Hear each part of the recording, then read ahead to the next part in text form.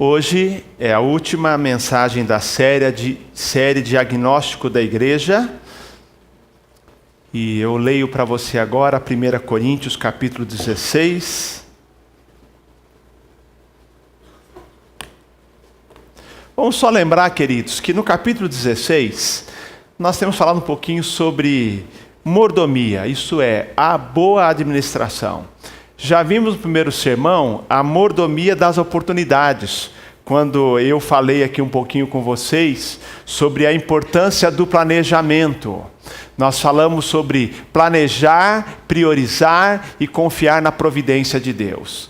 Depois eu falei sobre a mordomia dos recursos financeiros e falamos sobre oferta cristã, que a oferta é um ato de culto a Deus e que deve ser planejada, deve ser proporcional e é privilégio de todos. Ficou fácil você guardar os dois sermões, que é tudo com P. Se você guardou, não é isso? Planejamento, prioridade e providência. Quando o assunto é recursos em termos de tempo, recursos financeiros, cada um com generosidade, servir ao Senhor com uma oferta planejada, proporcional, isso é de acordo com o seu ganho, e é uma oferta que todos têm o privilégio de dar, não é para alguns quem ganha mais ou quem ganha menos, mas cada um tem o privilégio. Hoje eu termino falando da mordomia dos relacionamentos e particularmente sobre o valor das pessoas. O apóstolo Paulo fala do valor das pessoas. Eu leio o texto e depois eu quero compartilhar com você algumas verdades dessas saudações finais, dessas palavras finais de Paulo na primeira carta aos Coríntios, capítulo 16, a partir do verso 10. Paulo diz: se Timóteo chegar, tomai providências para que ele não tenha nada que recear entre vós, pois ele trabalha na obra do Senhor assim como eu. Portanto, ninguém o menospreze, mas encaminhai-o em paz, para que venha até mim, pois o espero com os irmãos. Quanto ao irmão Apolo, pedi-lhe muito que fosse até vós com os irmãos, mas ele não quis ir agora de modo algum, irá, porém, quando tiver oportunidade. Vigiai, permanecei firmes na fé, portai-vos corajosamente, sede fortes, fazei tudo com amor. Irmãos, sabeis que a família de Estéfanas são os primeiros frutos da Acaia. Eles têm se dedicado ao serviço dos santos, assim como suplico-vos agora. Que também vos sujeiteis aos que são como eles, e a todo que coopere e trabalha na obra. Alegro-me com a vinda de Estéfanas, Fortunato e Acaico, pois eles supriram o que me faltava da vossa parte. Porque revigoraram o meu espírito, assim como o vosso. Homens como eles merecem o vosso reconhecimento. As igrejas da Ásia vos cumprimentam. Áquila e Prisca vos cumprimentam com afeto no Senhor, assim como a igreja que se reúne na casa deles. Todos os irmãos vos cumprimentam. Cumprimentai-vos uns aos outros com um beijo santo. Eu, Paulo, vos cumprimento, assinando de próprio punho: se alguém não ama o Senhor, seja maldito. Vem, Senhor. A graça do Senhor Jesus seja convosco. O meu amor seja com todos vós, em Cristo Jesus. Amém. Vamos orar. Deus de amor, eu quero te agradecer pela riqueza da tua palavra. Quando Paulo, ao final dessa carta, escreve e cita nominalmente irmãos que foram bênçãos para ele durante o seu ministério naquela cidade. E bênção no seu ministério ao longo de sua vida. Eu quero te louvar porque pessoas precisam de Deus, mas pessoas precisam de pessoas. E que o Senhor decidiu realizar o seu ministério por intermédio não de um homem ou de uma mulher apenas, mas de homens e mulheres, a igreja como um todo, servindo ao Senhor. E quando nos voltamos agora à tua palavra, que nós possamos nessa manhã aprender a sermos encorajadores, valorizarmos o trabalho daqueles que realizam entre nós. Que nós possamos aprender a valorizar o trabalho de irmãos e irmãs nos seus ministérios e que eles sejam amados, respeitados e honrados por nós. É a minha oração agradecido em nome de Jesus. Amém, Senhor, amém. Você pode sentar-se, meu irmão. Ler um texto como esse e tirar um sermão é como se dizer assim: pastor, como que você pode pregar numa genealogia?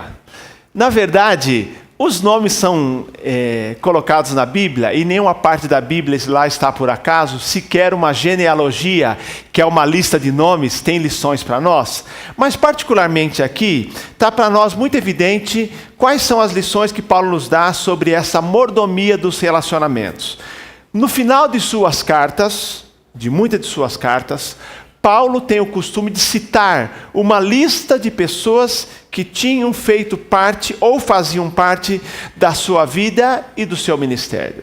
Abro um parênteses para dizer que é verdade que algumas vezes, como ele fez isso pelo menos uma vez, escrevendo a Timóteo na sua primeira carta, ele cita nominalmente pessoas, mas não para elogiá-las, mas para dizer que ao invés de serem bênçãos, elas tinham sido maldição em sua vida. Mas não era a regra de Paulo. Paulo, em geral, escrevia, como escreve uma ampla lista em Romanos capítulo 16 e também agora 1 Coríntios 16, de pessoas que o abençoaram. Falar de pessoas que não o abençoaram era uma exceção. Ele fala, por exemplo, quando escreve a 1 Timóteo, de Demas e Alexandre. Ele fala, Demas me abandonou. Alexandre, o latoeiro, ou aquele que trabalhava com bronze, me fez muitos males, ou me prejudicou muito, que o Senhor o retribua. Então é verdade, é exceção, mas há pessoas que no ministério, no trabalho na igreja, ele ao invés de ser bênção, é maldição. Um porque abandona o trabalho, outro porque resolve ser uma pedra no sapato do apóstolo Paulo. Ele até fala, olha que Paulo era um homem que aguentava muita coisa, mas eu acho que Alexandre foi demais. Porque Paulo era um homem preparado, mas ele fala assim, olha, Alexandre o latoeiro me causou muitos males, que o Senhor o retribua. Então são dois nomes que Paulo cita, mas são exceções. Paulo tem prazer de escrever sempre para falar das pessoas que faziam parte da sua vida e que tinham abençoado sua vida e o seu ministério e o ministério nas igrejas. Ele escreve aqui nesse capítulo para valorizar. E é um grupo, irmão, se você observou, bem eclético. Mas o importante, eu vou citar isso já já, ele fala aqui de casais, ele fala de crentes experientes, ele fala de jovens que acabavam de chegar no ministério, eles falam de pessoas com mais tempo no ministério, ele cita de maneira eclética, ele cita homem, cita mulheres, e ele compartilha uma verdade que nós cremos no reino de Deus, que é que o reino de Deus é, antes de tudo, um reino de amigos. Essa é uma frase do Hans Burke, da ABU, que trabalhou na ABU há muito tempo. O reino de Deus é, antes de tudo, um reino de amigos. E assim a igreja tem que ser. A igreja tem que ser um reino de amigos, de irmãos e irmãs em Cristo, salvos pelo sangue de Jesus e que se amam. E Paulo, então, não tinha apenas novos convertidos na sua lista ministerial. Ele tinha, como ele chama, de colaboradores. Uma palavra muito usada hoje nas empresas, né? Não é mais empregado, é o colaborador. Na igreja, ele está dizendo assim, eu tive muitos colaboradores, eu fiz muitas amizades, muitas pessoas me abençoaram. O que nós aprendemos com Paulo nesse texto, 1 Coríntios, capítulo 16, versos 10 a 24? Nós aprendemos, queridos, o valor das pessoas. O valor das pessoas. Pessoas na igreja. Paulo valorizava as pessoas. Ele não era apenas um ganhador de almas, mas também ele era um fazedor de amigos. Vejam só, Paulo, ele aqui se apresenta, demonstra ser um profundo encorajador. Ele tinha a capacidade, apóstolo Paulo, de mobilizar as pessoas, de envolvê-las no trabalho, também de encorajá-las e também depois agradecer.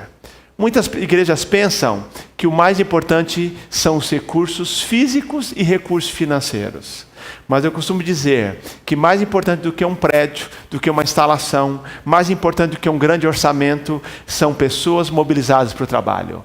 Se pessoas estiverem mobilizadas, se pessoas estiverem envolvidas, Deus vai dando o demais. Quantas igrejas têm tudo isso? Tem recursos financeiros, tem recursos físicos, tem estrutura, mas não tem gente trabalhando no reino de Deus. Nós entendemos que recursos físicos, recursos financeiros são importantes, mas o maior patrimônio de uma igreja são as pessoas salvas pelo Senhor Jesus, que são a maior matéria-prima que uma igreja tem. Paulo valoriza as pessoas falando do seu trabalho, o trabalho dessas pessoas. Ele elogia, ele encoraja. Uma pergunta que eu sempre me faço e faço a você hoje. Você tem o hábito de valorizar as pessoas? Muitas pessoas vêm à igreja e acham que nós temos aqui na igreja uma série de prestadores de serviço. Não, somos voluntários. Você já agradece lá a professora do seu filho na escola bíblica dominical? Você agradece, encoraja o seu professor da EBD? Você encoraja o líder do ministério que lhe abençoa? Ou você só lembra dele quando algo sai errado, para ir lá criticar? Eu vou dizer a você, nós estamos empenhados em cada vez mais substituir a crítica pelo encorajamento. Nossa igreja avalia, nossa igreja reflete, nossa igreja procura melhorar, mas devemos realmente sermos especialistas em encorajar as pessoas. Você encoraja? Você tem o dom do encorajamento? Quantas pessoas precisam de um encorajamento? Na verdade, o que um voluntário aqui na igreja espera ele é voluntário, não é remuneração. Ele espera uma palavra de elogio e de encorajamento. E ele vai fazer o trabalho dele. Quantas vezes o líder do ministério está no final de um evento, trabalhou demais, se desgastou, está com a adrenalina lá em cima. Quando termina o evento, ele dá uma acalmada, alguém chega para ele, ao invés de elogiar, aponta a única coisa que deu errado. Então, por favor, meu irmão, aponte as outras 99. Porque depois, né? Então, é isso, queridos. Você deve elogiar. E Paulo elogia. E ele aqui cita nominalmente as pessoas para encorajar, para estimular, para abençoar. E aqui temos uma lista eclética. Ele fala de Timóteo. Acompanhe comigo o que o apóstolo Paulo diz no verso 10. E se Timóteo for, vede que esteja sem receio entre vós, porque trabalha na obra do Senhor como também eu. Ninguém, pois, o despreze, mas encaminhai-o em paz, para que venha ter comigo, visto que o espero com os irmãos. E agora os versos 15 e 16. E agora, irmãos, eu peço o seguinte: sabeis que a casa de Estéfanas são as primícias da Caia e que se consagraram ao serviço dos santos, que também vos sujeiteis a esses tais, como também a todo aquele que é cooperador e obreiro. E Paulo continua, depois dizendo, versos 17 a 19: alegro-me com a vinda de Estéfanas e de Fortunato e de Acaio, porque esses supriram o que da vossa parte faltava, porque trouxeram refrigério ao meu espírito e ao vosso. Reconhecei, pois, a homens como estes. As igrejas da Ásia vos saúdam. No Senhor, muitos vos saúdam, Áquila e Priscila, e bem assim a igreja que está na casa deles. Então, ele cita nominalmente várias pessoas, cita Timóteo, cita a família de Estéfanas, cita Fortunato, cita Acaio, cita Apolo, cita Áquila e Prisca, ou Áquila e Priscila, e pensa aqui um pouquinho nessa lista. Olha o que ele diz de Timóteo: ninguém os menospreze. O valor das pessoas. E aqui eu digo a você, o valor do trabalho de um jovem. Você sabe que Timóteo era um jovem. E Paulo escreve na sua primeira carta, capítulo 4, verso 12, ninguém despreze a sua mocidade. Vou dizer a você, ele diz aqui, ninguém o menospreze. Muito provavelmente, diferentemente de Paulo, Timóteo tivesse algum problema com se estabelecer como líder, de segurança, de autoestima. E Paulo, que era um homem muito mais firme, seguro, bem resolvido, se colocou ao lado de Timóteo. Você sabe a história, como Timóteo começou a se vir ao lado dele. E ele fala assim, ninguém o menospreze. Em outras palavras, ele está aprendendo, precisa de apoio, precisa de incentivo, vai ser um grande líder, mas precisa ter apoio. Se alguém jogar um balde de água fria, é capaz que ele desista. Nós, em nossa igreja, valorizamos os jovens que estão servindo ao Senhor, com grande potencial, e devem ser encorajados pela igreja. Nós temos aqui um pastor de jovens, recém-contratado. Vai completar aqui 1 ano. E ele foi contratado, no contrato dele eu escrevi que ele tem direito de errar. Só estou pedindo para ele falar mais devagar no culto. Porque eu falava rápido assim também, você vai aprender. Entendeu? Ele vai lembrar disso todo dia. O fato é o seguinte: direito de errar, ele está aprendendo. Nós tivemos o privilégio aqui de ter o Gabriel conosco durante vários anos, chegou aqui, seminarista, hoje faz um ministério grandioso na JCM, pastoreando na área de missões, numa igreja de Sumaré, e veio aqui para trabalhar e ter oportunidade. E nós temos não só seminaristas e pastores, nós temos um jovem chamado Eric, talentosíssimo. Puxou a mãe. Brincadeira, Wilson. Puxou os dois, a mistura. Está aí trabalhando ao Senhor, mas tantos outros. Nós temos aqui domingo após domingo um menininho quietinho chamado Alexandre, servindo ao Senhor, trabalhando com uma capacidade. Mas tantos outros, tem alguns, e ao citar esse, cito todos vocês, servindo ao Senhor. E esses meninos e meninas merecem o nosso apoio, o nosso carinho, não ser menosprezado, dar oportunidade, podem errar, e devem ter as suas ideias colocadas em prática, eles precisam de encorajamento. Paulo diz sobre Timóteo: ninguém o menospreze. Paulo sabia valorizar as pessoas, valorizar os jovens. Ele fala da família de Estéfanas, novos convertidos. Ele fala, são as primícias dos santos. Eles são aqueles que primeiro se converteram na região da Acaia. E ele fala desses novos convertidos, família de Estéfanas. Olha, eles têm dedicado ao serviço do Senhor, verso 15. E aqui eu destaco o seguinte: como é maravilhoso quando uma família inteira serve fielmente ao Senhor na igreja local. A família toda se converteu, e já se converteu, e se dedicou à obra do Senhor, e Paulo agradece a essa família, que foi a primeira família a se converter na região da Acaia. E é uma lição para nós, assim, encorajar famílias, novos convertidos, que estão servindo ao Senhor. Depois ele cita ainda, além de Estéfanas, junto com eles, Fortunato e Acaio. E a respeito deles ele diz, verso 18, revigoraram o meu espírito. Em outras palavras, eu precisava de encorajamento em algum momento do meu ministério, e Deus colocou na minha vida a família de Estéfanas, de Fortunato e de Acaico. E esta dica aqui, esse registro mostra que os líderes também precisam de encorajamento. Os líderes devem ser por excelência os encorajadores, mas líderes também precisam de encorajamento. Eu sou grato a Deus por pessoas que Deus coloca no meu ministério, que são refrigério. Às vezes com aquele WhatsApp segunda de manhã dizendo que gostou do sermão. Entendeu? E eu louvo a Deus por aqueles também que não gostaram e não falam nada. Então, o fato é o seguinte: aqueles que mandam uma mensagem dizendo assim, olha, a mensagem tocou no meu coração. Ou como aquele diz assim, olha pastor, naquele domingo, que você pregou sobre perdão, meu filho foi tocado por Deus e ele pediu perdão ao seu pai. Então essa pessoa é refrigério, porque diz assim, olha, valeu a série, valeu o sermão. Então Paulo diz assim, eu também precisava.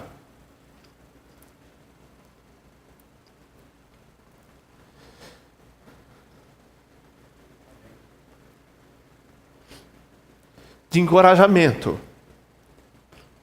E o Senhor mandou Estéfanas, Fortunato e Acaico, que revigoraram o meu espírito. Líderes na igreja muitas vezes sofrem. Vocês como líderes sofrem, porque às vezes falta a gente para lembrar de dar encorajamento. Eu fico imaginando aqui, o trabalho no bazar é um trabalho desgastante, meus irmãos. De meses. Aí inaugura o bazar, está tudo organizado. Pergunta para a Célia, e os clientes? Quem vai comprar? Quem vai vir aqui? Então as pessoas precisam de encorajamento. Entendeu? Eu sou grato a Deus por pessoas ao longo dos meus ministérios que têm sido encorajamento. E Paulo diz para nós que somos liderados, ele incentiva os crentes de Coríntios, honrem e sujeitem-se a eles, versos 18 e verso 16. Deem honra a essas pessoas que abençoam suas vidas, sujeitem-se a eles. Vivemos num mundo de completa insubmissão. Uma das atitudes que eu vou falar é isso, insubmissão. Ninguém submete a ninguém, ninguém quer obedecer a ninguém, ninguém quer seguir o líder. As pessoas parecem que o líder está trabalhando e eles querem complicar a vida do líder. Nós precisamos de gente submissa, gente que dá ideia, que participa, mas depois se alinha, que ajuda, que abençoa.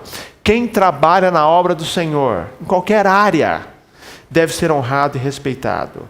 Cada membro da igreja deve respeitar seus líderes, porque eles têm se dedicado à obra do Senhor. Nós temos aqui nossa igreja de líderes, pelo menos 50 líderes oficiais e outros liderados e líderes secundários aí de outras áreas de atuação. São pelo menos 50 pessoas aqui na nossa igreja que merecem ser respeitadas, honradas, encorajadas e ter o seu espírito também revigorado. Paulo fala também, queridos, de um casal muito especial, Áquila e Priscila, que abençoaram Paulo, estiveram na vida de Paulo não só numa circunstância apenas, mas em várias circunstâncias. Um casal, marido e esposa, serviram a Paulo em Roma, em Éfeso, Corinto, são citados, um casal abnegado. Eles abriam suas casas, porque eles moraram em vários lugares. Eu imagino até que eles mudavam de cidade em cidade para abrirem novas igrejas. Pode imaginar isso? Quem estaria disposto a mudar de cidade só para abrir uma nova igreja? O pastor Ari Veloso, quando começou a igreja do Morumbi, lá em São Paulo, incentivava profissionais, por exemplo, dentistas médicos, a mudarem de cidades para lugares que precisavam de nova igreja só para abrir uma igreja. Pessoas mudaram para São Bernardo, pessoas mudaram para Londrina, pessoas mudaram para Campinas, aqui como a IBCU, pessoas mudaram para Vinhedo, simplesmente para quê? Diz assim, nós queremos abrir uma nova igreja. Então Áquila e Priscila abriram mão do conforto, foram para outras cidades, para que igrejas pudessem ser inauguradas. Uma palavra para o casal, marido e mulher, marido e esposa. Áquila e Priscila formavam uma dupla consagrada. Que bênção que é quando o casal junto serve ao Senhor, atuando em áreas do ministério. Pode ser em áreas diferentes. Se for a mesma, melhor ainda. Mas se for outra, mas que bênção. Não deixe sua esposa servir ao Senhor sozinho. Não deixe seu esposo servir ao Senhor sozinho. Trabalhe lado a lado com ele, porque é uma grande bênção quando o casal junto serve ao Senhor. Junto serve ao Senhor. Eu tenho o privilégio de ter uma esposa que há 29 anos, oficialmente como esposa, serve ao meu lado, mas coitada, ela serve há muito mais tempo, porque eu já levei ela em cada buraco que vocês não imaginam. Quando eu era seminarista, rodava em vários lugares, lá estava aquela menina de 14 anos de idade, foi a idade que ela começou a namorar, entendeu? Indo para tudo quanto é lugar comigo, 17 anos, já estava na faculdade teológica, servindo ao Senhor e realizando a obra. Que privilégio é ter marido e esposa numa dupla consagrada servindo ao Senhor, no mesmo ministério ou em outro ministério, juntos servindo ao Senhor. Queridos, esse texto fala da mordomia dos relacionamentos. Dinheiro, oportunidade, instalações na igreja, programas, não tem valor sem as pessoas. O maior patrimônio da igreja é o seu povo.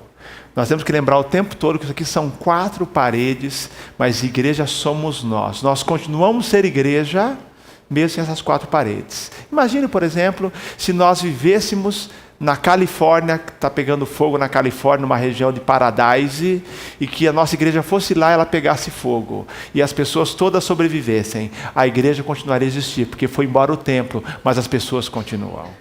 O valor são as pessoas. O maior patrimônio. Aqui na Igreja Batista do Cambuí, nós valorizamos o trabalho das pessoas. Pessoas são importantes para Deus, são importantes para nós. E eu quero terminar com algumas lições. Deus decidiu realizar o seu ministério usando as pessoas. E por isso a obra do Senhor não é a obra de um só homem ou de uma só mulher. É sempre um trabalho conjunto. Aqui não temos ninguém que faça nada sozinho, é um trabalho conjunto. Segundo lugar, pessoas dedicadas à obra do Senhor são instrumentos poderosos na mão de Deus. Como Timóteo, como Áquila e Priscila, como a família de Estéfanas, como Apolo, como Fortunato, como Acaio. Pessoas dedicadas à obra do Senhor são instrumentos poderosos na mão de Deus. Pessoas dedicadas à obra do Senhor devem ser valorizadas, honradas, obedecidas. Ministério, meus irmãos, é o resultado do trabalho de homens e mulheres consagrados a Deus. Se as pessoas estiverem preparadas e dedicadas, Deus vai suprir as oportunidades, Deus vai suprir o dinheiro, Deus vai suprir as instalações. Mas tem diante de nós um desafio. Paulo citou Demas, que o abandonou. Alexandre o latoeiro, que lhe causou muitos males. Mas cita uma lista maravilhosa aqui de pessoas que abençoaram. Cada um de nós, no reino de Deus, podemos escolher nos omitir, prejudicar o reino, atrapalhar, ou, como devemos fazer, escolher ser bênção na igreja e na vida de pessoas. Que você, como líder, seja uma bênção na vida do seu liderado. Mas você, liderado, seja, por favor, uma bênção na vida do seu líder. Porque pode imaginar, se Paulo escrevesse uma carta para a nossa igreja hoje, onde o seu nome apareceria e qual elogio você receberia. Que você, como líder, abençoe, e você, como liderado, também seja uma bênção, porque Deus decidiu realizar o seu ministério por meio das pessoas, por mim, de mim e de você. Amém, queridos? Vamos orar. Eu quero convidar você a ficar em pé para nós orarmos ao Senhor e agradecermos, porque o reino de Deus é um reino de amigos, amigos que servem uns aos outros para realizar o ministério do Senhor. Deus de amor, eu quero te louvar por esse texto clássico do apóstolo Paulo, em que ele agradece a bênção que pessoas foram em sua vida e no ministério. Eu quero te louvar, Pai, pelo ministério abençoado de irmãos e irmãs na Igreja Batista do Cambuí. Alguns que são novos convertidos, mas já são bênçãos para nós aqui. Alguns são jovens, como Timóteo, mas corajosamente já têm realizado a obra do Senhor, e que nós não os menosprezemos. Outros estão aqui há tantos anos, servindo ao Senhor, já enfrentaram tantas lutas, mas estão firmes no Senhor. Pai querido, permita que nós possamos aprender a arte do elogio, a arte do encorajamento, a arte do incentivo, a arte do apoio, que nós possamos escolher ser bênçãos na vida da nossa igreja. Que nós não tenhamos jamais atitude de Demas ou de Alexandre, mas possamos ter atitude abençoadora de pessoas como Áquila e Priscila, abençoando o ministério. Faze-nos líderes e liderados, porque todos nós estamos nessas situações em algum momento, líderes ou liderados. Faça-nos bênção para a vida dessa igreja, e que o trabalho, o sucesso dessa igreja possa ser resultado de homens e mulheres dedicados à obra do Senhor, e que tudo mais o Senhor nos conceda abundantemente, espaço físico, recursos, programas, ideias, mas que pessoas, eu peço assim, Pai, seja o nosso maior patrimônio. Para a tua honra e para a tua glória eu oro. Amém, Senhor, amém.